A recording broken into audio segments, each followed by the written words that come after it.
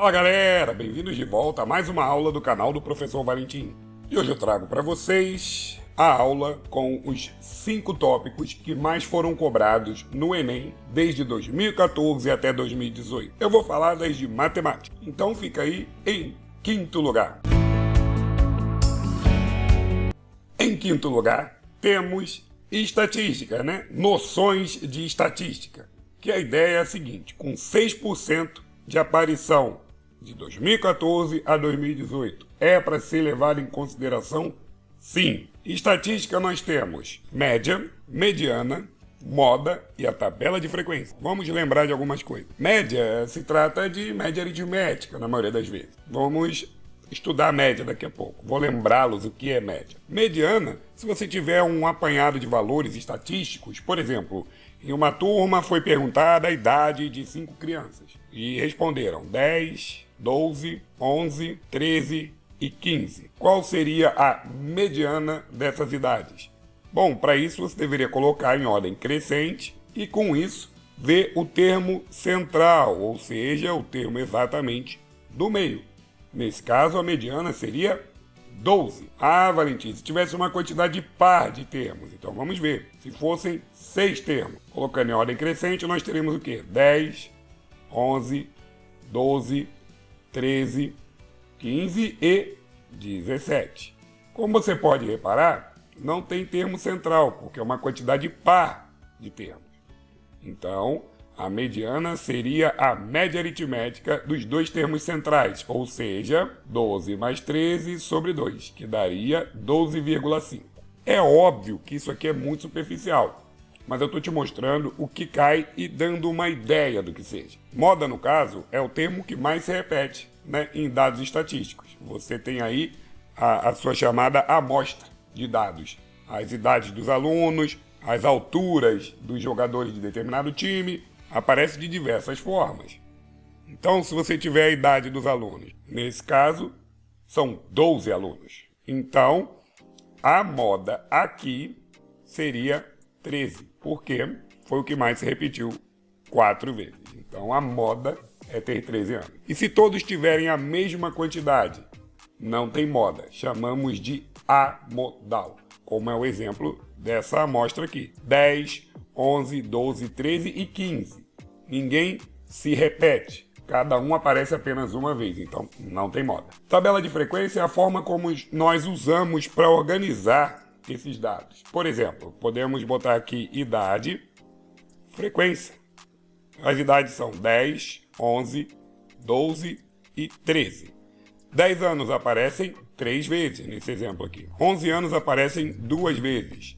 12 anos aparecem 3 vezes e 13 anos aparecem 4 vezes. Ou seja, essa aqui é a frequência de cada valor de entrada. Ah, mas é só isso? Não, tem outras colunas aí que você tem que avaliar. Mas o importante é que a tabela de frequência ela ajuda rapidamente a você calcular a média. Por exemplo, se eu quisesse a média desses valores aqui de baixo, era a idade vezes a quantidade de vezes que aparece. Por exemplo, 10 vezes 3, mais 11 vezes 2, mais 12 vezes 3, mais 13 vezes 4. Tudo isso dividido para 12, que é a quantidade de alunos. Isso aqui você vai ver daqui a pouco que se chama média ponderada, onde você pega e multiplica pelos pesos, Mas a média ponderada é também média aritmética. Se chama média aritmética ponderada. Nesse caso, resolvendo, 140 dividido para 12, que é aproximadamente 11,67. Ok? Então é isso. Aqui você viu noções básicas, bem rápido de estatística, mas já sabe que tem que dar uma atenção maior, ok? Em quarto lugar, nós temos as funções. Eu vou te mostrar, na verdade, os principais, Isso aqui também aparece 6% das vezes. É um número bastante expressivo. Vamos lá, então. Funções. Alguns tipos, é claro. Função afim ou polinomial do primeiro grau. Isso aqui, basicamente, claro que tem uma aula enorme sobre isso. F de x igual a ax mais b. Claro que não se resume a isso, mas uma função de primeiro grau, ela tem esse formato. Por exemplo, f de x igual a 3x menos 5. Daqui você pode tirar várias outras situações, né? Como gráfico, raiz, chamado zero da função. Vou te lembrar também o que é uma função quadrática ou polinomial de segundo grau. É uma função desse tipo. Ax ao quadrado mais bx mais c. É claro que, tanto aqui em cima, a diferente de zero, e aqui embaixo, a diferente de zero, porque se o A for zero, deixa de ser de primeiro grau e aqui deixa de ser de segundo grau. Então, numa função de segundo grau, você tem tudo aquilo que envolve as parábolas, ponto de máximo, ponto de mínimo, quando ela é feliz, crescente, quando ela é triste, decrescente, né? Eu vou botar no cardzinho aí uma aula sobre função de segundo grau, bem bacana que eu gravei. Função modular é uma espécie de função composta. Como assim? Se você tem f de x igual a ax mais b, por exemplo, de primeiro grau, e g de x sendo módulo de x, a função modular você poderia chamar g de f de x como módulo de ax mais b. Então toda função que vier entre módulo é uma função modular. E aí você tem aquela questão gráfica do espelhamento, da parte negativa para cima, e tudo mais, ok? Função exponencial é uma função do tipo f de x igual a elevado a x, o seu expoente sendo o valor de x. E a função logarítmica é uma função que é conhecida como inversa da função exponencial, que é igual a f de x igual a log de x numa base b, ok? Então essa aqui é a função logarítmica. Claro que tem um estudo enorme envolvido atrás disso aí. E agora funções trigonométricas, que são o quê? F de x igual a seno de x, f de x igual a cosseno de x e f de x igual a tangente de x. Que no caso, cada um desses tem um gráfico, a senoidal, a cossenoidal, o gráfico da tangente, com as suas assíntotas e tudo mais. Inclusive tem até uma aula sobre isso aí, eu vou colocar as aulas de função que eu tenho todo nesse cartão aí. Vamos seguir então para ver quem ficou em terceiro lugar. Bom, pessoal, em terceiro lugar eu tenho aí porcentagem em matemática financeira, com, pasme, 11% de aparição de 2014 a 2018. Isso é um número muito relevante. Ok? Preste bastante atenção em porcentagem em matemática financeira para pegar o maior número de questões que você puder. Vamos dar uma lembrada. Então, porcentagem, bem superficialmente, mas é o que você entenda que quando eu digo P%, eu estou falando de P sobre 100. Por isso que é o nome, por cento. Quando você quiser 10% de 230, você na verdade quer 10 sobre 100 vezes 230. Corta os dois zeros com os dois zeros, você tem 23. Óbvio que não é só isso, né? Você pega aí porcentagem e coloca dentro de outro tipo de questão. Mas é bastante interessante você pegar o estudo sobre porcentagem e avaliar o máximo que você puder, para que você saiba como aplicar. Lembrando, essa é uma aula para te indicar os assuntos que mais caíram durante esses anos. Matemática financeira, então, você tem juros simples e juros compostos. Lembrando alguns detalhes sobre matemática financeira, você tem juros, que é quanto rendeu de juros. Você tem C, que é o capital inicial, capital investido. Você tem o I, que é a taxa de juros. E você tem o N, que é o tempo. Um lembrete muito bom é que o tempo determina a taxa determina o tempo. Por exemplo, se a taxa estiver ao mês, o tempo tem que estar em meses. Se a taxa estiver ao ano, o tempo tem que estar em ano. E assim sucessivamente. Eles têm que interagir. Eu não posso botar uma taxa ao mês e usar o tempo em ano. Dá muito trabalho. Capital é o valor investido e juros é o valor aí que rendeu, tanto positivamente quanto negativamente, dependendo se você está tratando de um investimento ou se está tratando de uma dívida. Bom, baseado nisso, você tem um montante, que na verdade o montante é o capital mais os juros. Bom, dito isso, você nos juros simples, né, que são aplicações onde o percentual de taxa é aplicado no valor que foi pego, emprestado ou foi investido. Sempre no capital inicial. Já os juros compostos são investidos, o famoso juros em cima de juros, né? Você tem um investimento e ele rende. Então a taxa é aplicada no rendimento exatamente anterior. Com isso, a fórmula de juros simples é capital vezes taxa vezes o tempo. A taxa, lembrando, você tem que botar em porcentagem. Se você tiver, por exemplo, 7% ao ano, você tem que usar 0,0 7, ok? Muito importante. E juros compostos, capital que multiplica 1 mais I, ou seja, 1 mais a taxa, no caso 0,07 seria 1,07, elevado ao tempo. Beleza? Então, dá uma atenção com carinho em matemática financeira e porcentagem, porque 11% não é pouca coisa. Vamos ver aí quem está em segundo lugar.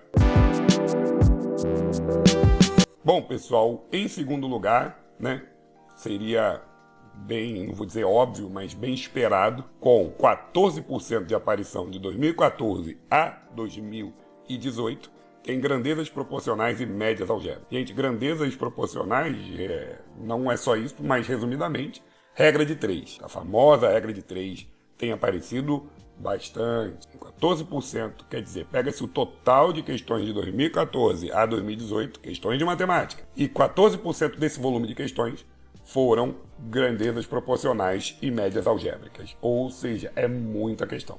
Vamos dar uma olhada então em grandezas proporcionais. Regra de 3, basicamente. Você tem alguns tipos, você tem regra de 3 simples, que você tem que se preocupar aí se ela é diretamente proporcional, ou se ela é inversamente proporcional. Isso aí é no estudo da regra de 3, também tem aula aqui no canal, vou botar no card agora. E você tem a regra de 3 composta, que ela trabalha quando você estuda mais de duas grandezas simultaneamente.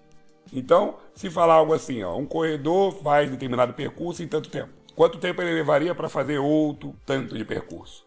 Isso aí é regra de 3 simples, porque eu estou trabalhando com percurso e tempo. Agora se fala que um corredor em 3 dias cobre determinada quilometragem. 3 corredores em 2 dias vai cobrir quanto desse terreno, dessa quilometragem? Então é isso que você tem que entender. Ele trabalha com mais de 2 grandezas, por isso que ela é composta. Método de resolução totalmente diferenciado.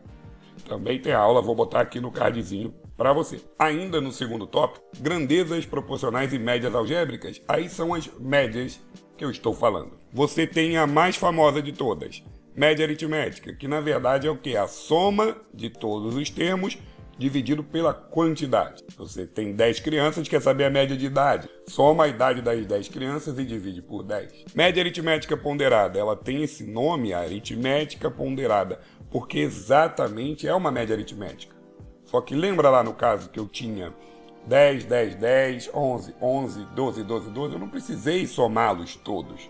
Eu peguei o 10 e multipliquei por 3. Por quê? Porque você tem peso vezes o valor de entrada, peso vezes o valor de entrada, peso vezes o valor de entrada, dividido pela soma de todos os pesos. Então, o que eu tenho aqui? Eu tenho o 10 aparecendo 3 vezes, então eu não preciso de 10 mais 10 mais 10, eu posso botar 3 vezes 10, mas eu não preciso de 11 mais 11, eu posso botar 2 vezes 11, e 12 3 vezes eu posso botar 3 vezes 12. E eu tenho que dividir pela quantidade de termos que tem aqui, que são o quê? 8. Mas eu posso também pegar os pesos e somar. 3 mais 2, 5, mais 3, 8. Então, você vai ter um certo valor dividido para 8, que daria 88. 88 dividido por 8, a média é 11. Então, isso seria a média aritmética ponderada, sem muito mistério. Média geométrica é a raiz n do produto dos valores. Por exemplo, se você tiver 3 valores, você vai tirar a raiz cúbica desses 3 valores, do produto deles. Se você tiver 4 valores, raiz quarta do produto deles, e assim sucessivamente. E a média harmônica, essa feia, que aparece pouco, ela é o inverso da média aritmética dos inversos, né? O que é isso? Se você tem 3 valores, A, B e C, é o inverso da média aritmética dos inversos. O que é a média aritmética dos inversos? Vamos lá. 1 sobre A, mais 1 sobre B, mais 1 sobre C, essa é a média aritmética dos inversos. E aí você tem o quê? O inverso disso aqui. 1 sobre A, mais 1 sobre B, mais 1 sobre C. Você pode ver assim ou pode olhar direto para a fórmula, né?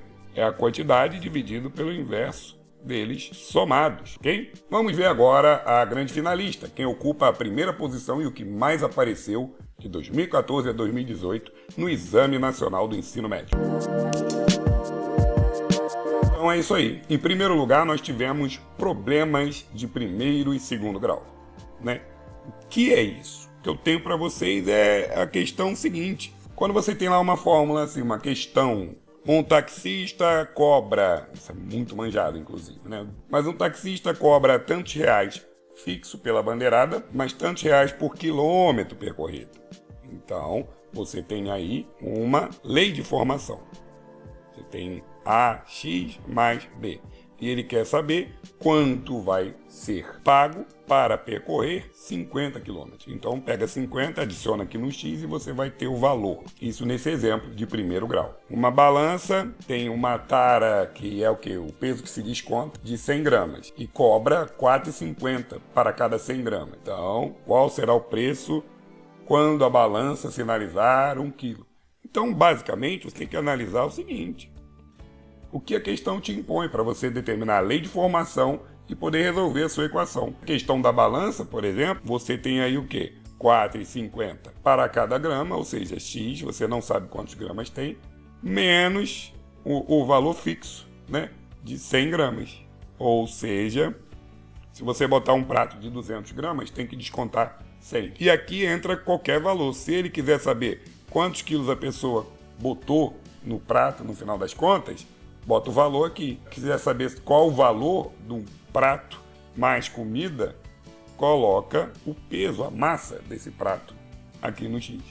Então são só alguns exemplos. De primeiro grau e de segundo grau vão aparecer nesse formato aqui, ó, AX2 mais BX mais C igual a alguma coisa, a algum valor que a questão determina. Lembrando sempre da fórmula de Bhaskara, que diz que delta é igual a B ao quadrado menos 4AC e que X, que é o valor que você vai buscar, é igual a menos B mais ou menos raiz desse delta sobre 2A. Gostaria de deixar bem claro, foi só uma amostra de tudo aquilo que mais cai no Enem e mais caiu.